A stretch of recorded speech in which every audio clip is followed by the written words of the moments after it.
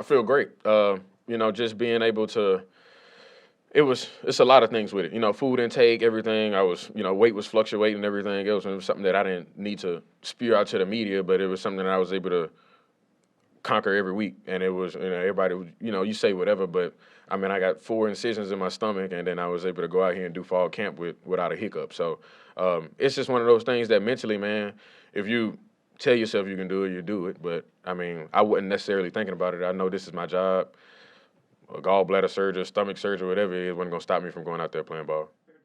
I mean, I was able to meet people. Like that's really what you want to do. You don't want to just go out here and be my first time, meeting a guy, and we all got our, pads and helmets on and everything else, and it's nothing. It's like connecting.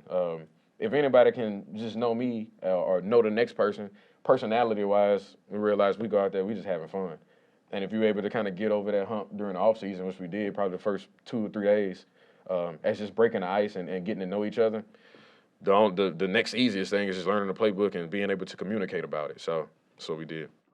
But man, I like MVS as even when we were in Texas doing our phase 1 routes and everything. I mean, just the way he explains things, and you can see his years in the league.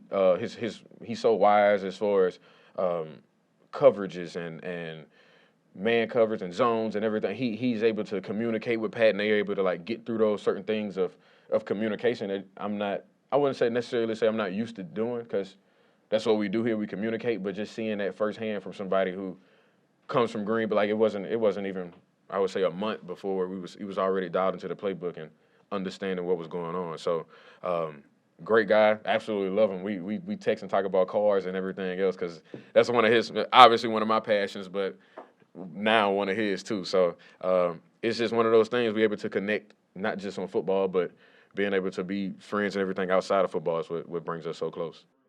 The running back room looks a little different now, right? Mm-hmm. You talked about last year leaning on Daryl a lot. Yep. Who is it you go to now for any advice you need in that room? It's man, I can go to anybody. And I remember it's funny that you say that, because I remember telling G. Lou, it's like, man, I could have a baby in here teaching me, but if they telling me something that I don't know, it's something that I can learn from. So I can care less who's actually teaching me.